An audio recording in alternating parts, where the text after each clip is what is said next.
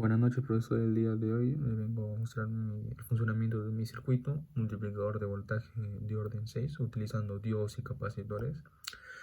Estos circuitos son importantes, nos pueden ayudar a aumentar un voltaje respectivo que tenemos en la entrada a un voltaje entero, ¿no? Que podemos obtener de este circuito. Ah, para este circuito se tiene que usar un voltaje en alterna, es decir, una fuente, en este caso estoy utilizando un voltaje pico de 15 voltios, su amplitud 15 voltios, porque una fuente DC en los capacitores no funciona, ¿no? Se comporta como un circuito abierto en los capacitores. El diodo sí podría funcionar en DC, pero el capacitor no. No podría almacenar energía eléctrica, que es lo que normalmente suele hacer. Bueno, normalmente estos circuitos tienen la siguiente función. Cuando hay una corriente, la polaridad sea de acá más menos, ¿de acuerdo? La corriente saldrá por el lado de acá y el diodo se encontrará en directa.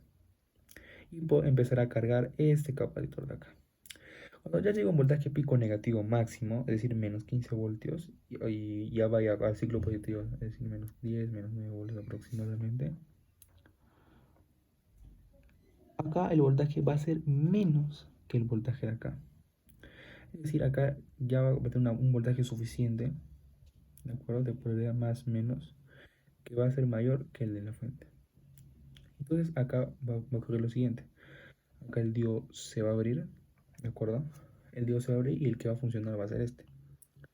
Y por Kirchhoff, por ley de voltaje de Kirchhoff, este que ya alcanzó un voltaje máximo de VP, o sea, voltaje máximo, acá un voltaje pico, acá me quedará que va a tener dos voltajes picos. Es decir, nuestro voltaje pico en este caso son 15 voltios, acá va a tener 30 voltios, ¿no?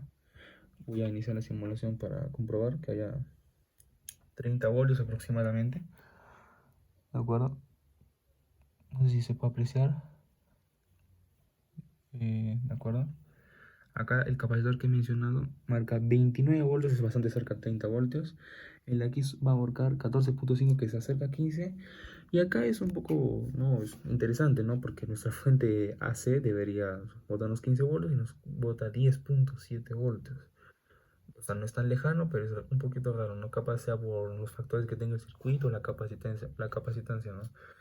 Que podría afectar, ¿no? El valor, porque esta es una simulación, claro. Así sucesivamente, cuando unos diodos se van a abrir, otros se van a cerrar y algunos capacitores de aquí se van a empezar a llenar de energía sucesivamente, ¿no? Con respecto al tiempo.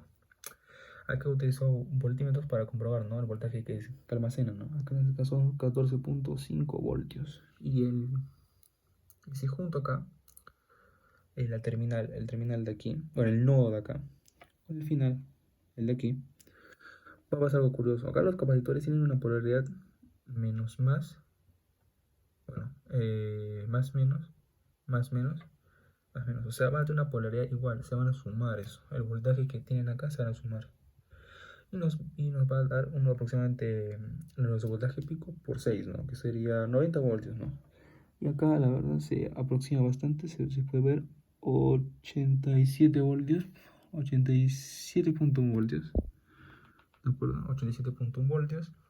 Y se acerca bastante, ¿no? Al valor que es 90 voltios, ¿no? Es decir, con la ayuda de este circuito con los capacitores y con algunos diodos se puede multiplicar el voltaje y en este caso lo hemos hecho 6 veces más, ¿no? Nuestro voltaje de entrada, ¿no?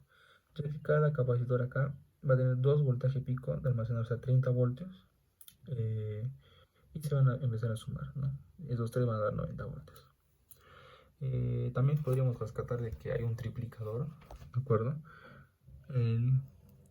Acá entre estos dos capacitores, como este es el inicial, va a tener un voltaje pico, solo va a tener 15 voltios. Y el de acá sí va a tener 2 VP, 30 voltios, va a tener 45 voltios, ¿no?